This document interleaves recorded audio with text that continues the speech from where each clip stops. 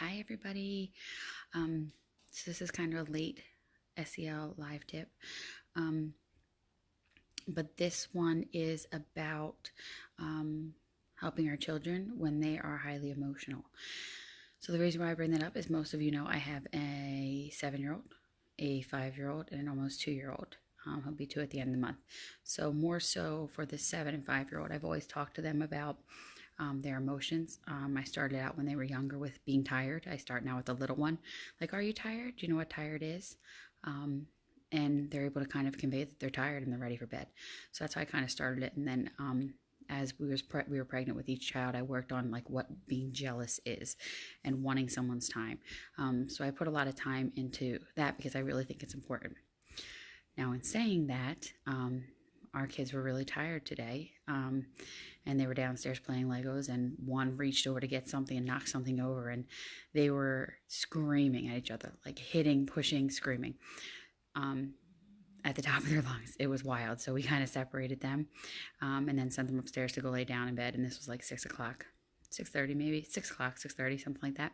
Um, but I'm telling you, like, I was holding Owen back. And if you know Owen, that is not Owen at all.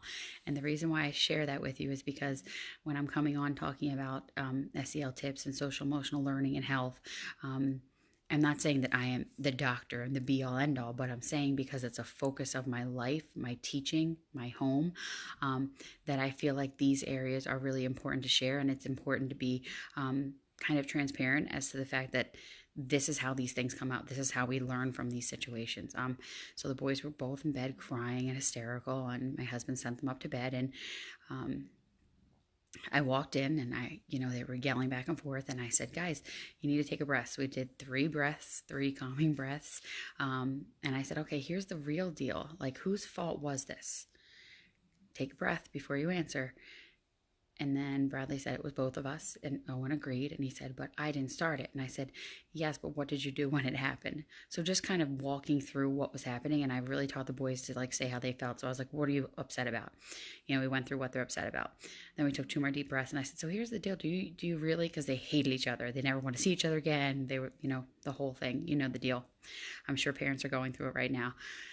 And I said, do you guys really hate each other that much? And Bradley's like, no, he's my brother and I love him so much. He just made me feel very angry when I couldn't get the piece that I wanted for my Lego. And then I said, oh, and do you really hate your brother? And he said, no, I don't hate him. I hated him then. I don't hate him like all the time. I was just mad that he did that. I said, what, did you tell him you were mad? He said, no, I just pushed him. And then Bradley pushed him back. So the reason why I share this is because when our children get highly emotional, I'm always to kind of try and calm them down, like talk calm, even when I'm getting agitated. But it's really important when they're getting that agitated to try and calm them down. And I'm not saying, hey, calm down, it's not a big deal. I'm saying like validating their feelings, almost like, yes, I know you're angry and I know you're upset and I don't blame you. That wasn't very nice of him to touch your things or whatever the situation is. Letting them know it's okay to be angry, but then also telling them it's not okay to hit or push or kick or throw the kid's Lego against the wall, things like that. So that's really important. It's really important for us to try and stay calm during that. But then afterwards, giving them some time to calm down. So I gave them time. They were both still upset. And I gave them time to calm down. And then we did like 3 deep breaths, like, okay, let's take a deep breath. And even when they're not angry or when they're sad, we do the deep breath too, because that gives them a chance to like recenter themselves, feel a little bit better, and then be able to talk about what's going on and why they're upset or why they're sad. So it's really important for us to walk them through that process. And if it's not something that you normally do, it's really easy to get started. It's just if certain situations are happening, identify those feelings.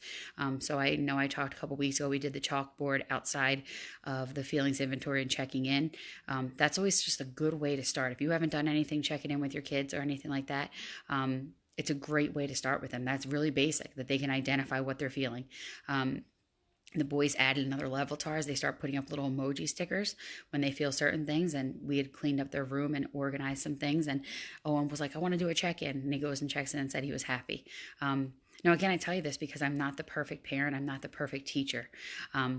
clearly my kids were ready to throw down today when they were playing with Legos.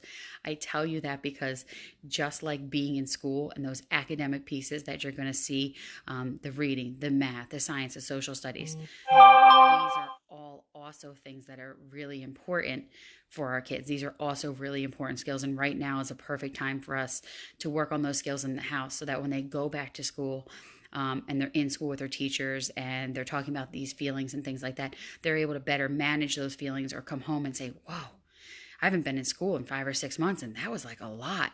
Or they're able to convey to a teacher, like, I feel really overwhelmed, with whatever's going on. You starting that at home is going to help them when they transition back to school. And not just even in school, just in everyday life. As adults, we have to navigate our feelings every single day. We can't throw a temper tantrum. I'm not saying we don't scream and yell because everybody does. That's how we deal with it. But later on, we're able to logically that left side of our brain is able to logically kick in and say, okay, wait, that was a bit much, even though the right side of our brain was flipping out. So I wanted to just kind of share that process because my house isn't perfect. It doesn't run. It's not the perfect pinnacle of social emotional health, but it's education about what it is. And it's the same education that you would give your kids in school in science and social studies and math. So I did want to share that. I hope everybody has a good night. My oldest two have been in bed since like 7 o'clock, which is kind of crazy. So they might be up at 5 o'clock in the morning.